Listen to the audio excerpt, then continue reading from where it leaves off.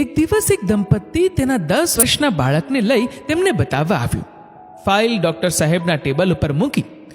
ડોક્ટરે ફાઇલનો અભ્યાસ કરી બાળકને ચેક પણ કર્યો.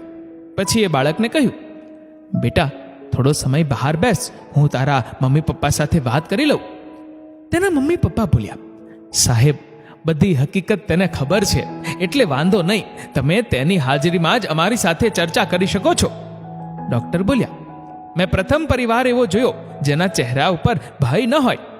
સાહેબ, શરૂઆતમાં અમંગળ વિચારોથી અમે પણ વિચલિત થઈ જતા, પણ ધીરે ધીરે ઈશ્વર ઉપર શ્રદ્ધા અને વિશ્વાસથી અંદરથી અમારા ત્રણેયનું મનોબળ મજબૂત થતું ગયું. ડોક્ટરે કહ્યું, જુઓ, બાળકના હાર્ટની સર્જરી કરવી પડશે. વાત ગંભીર છે, 50% શક્યતા છે. સફળ થયા તો આજીવન હાર્ટની તકલીફ નહીં થાય, અને સફળ ન થયા તો તમે જાણો જ છો. તો અમારે શું કરવું જોઈએ?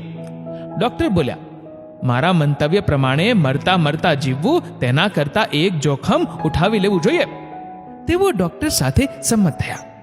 જ્યારે તેમનો ચાર્જ પૂછ્યો ત્યારે ડોક્ટર બોલ્યા, આમ તો હું એડવાન્સ પેમેન્ટ લઉં છું, પણ તમારા કેસમાં ઓપરેશન પછી આપણે નક્કી કરીશું. કહી ડોક્ટરે ઓપરેશનની તારીખ આપી. ઓપરેશનની તારીખે બાળક સાથે એ દંપતી હાજર થયું. કોઈના ચહેરા ઉપર ભય ન હતો. તેઓ સ્વસ્થ હતા.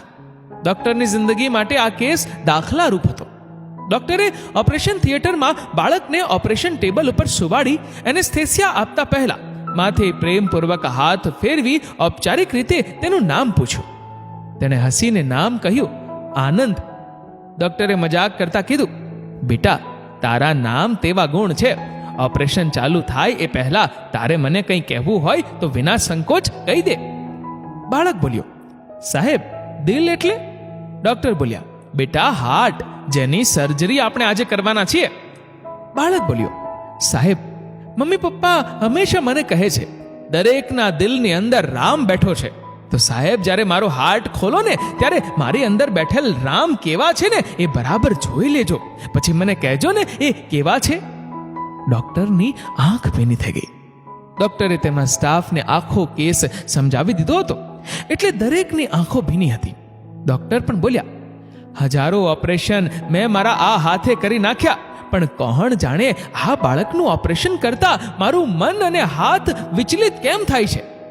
ડોક્ટરે આંખ બંધ કરી ઈશ્વરને પ્રાર્થના કરતા કીધું, અત્યાર સુધી મેં કરેલ દરેક ઓપરેશન મારો વ્યવસાય સમજી કર્યા છે, પણ આ ઓપરેશન શ્રદ્ધા અને વિશ્વાસ ઉપર થાય છે. હું તો હાર્ટની માત્ર સર્જરી કરું છું, તું તો તેનું સર્જન કરે છે. તું મોટો જાદુગર છે. મારા પ્રયત્નને તું સફળ કરવામાં મદદ કરજે. કહી ડોક્ટરે ઓપરેશન ચાલુ કર્યું. ઓપરેશન આગળ વધતું હતું. સફળ થવાની પૂરી શક્યતા ડોક્ટરને જણાતી હતી. ત્યાં અચાનક બ્લડ પ્રેશર ડાઉન થવા લાગ્યું. બાળકનું શરીર ઠંડુ થવા લાગ્યું. અંતે ન થવાનું થયું.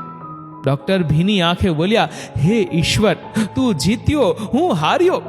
આટલું બોલી ઓપરેશન થિયેટરની લાઇટો બધી ચાલુ કરી ભીની આંખે હાથ સાફ કરવા આગળ વધ્યા. ત્યાં અચાનક તેને બાળકના શબ્દો યાદ આવ્યા. એ ઝડપથી બાળકના હાર્ટ તરફ જોઈ જોરથી બોલ્યા, તમને રામ દેખાય છે? બધા સ્ટાફની નજર બાળકના હાર્ટ તરફ ગઈ અને એક ગજબની ચેતના પુનઃ બાળકના હાર્ટમાં સ્થાપિત થઈ અને બાળકનું હાર્ટ પુનઃ ધબકવા લાગ્યું. ડોક્ટર અને સ્ટાફે ચિચિયારી સાથે જય શ્રી રામનો ઉદ્ઘોષ કરી અધૂરું ઓપરેશન ચાલુ કરી બાળકને બચાવી લીધું. ડોક્ટર સાહેબે તેમની ફી લીધી નહીં અને કહ્યું, હજારો ઓપરેશન મેં કર્યા, પણ મને એવો વિચાર ન આવ્યો કે રામ ક્યાં છે. આ બાળકે રામનું નિવાસ સ્થાન મને બતાવ્યું. મિત્રો, જ્યારે બુદ્ધિના દરવાજા આપણે બંધ કરીએ છીએ ને ત્યારે ઈશ્વર એના દરવાજા ખોલે છે. આ વિડીયો વિશે તમારું શું કહેવું છે? નીચે કમેન્ટ કરીને જરૂરથી જણાવજો. અને મિત્રો, જો આ વિડીયો ગમ્યો હોય તો વિડીયોને લાઈક અને શેર કરજો, અને વધુમાં વધુ પ્રેરણાદાયી વિડીયોઝ જોવા માટે અમારા ફેસબુક પેજને ફોલો જરૂર કરજો. ધન્યવાદ.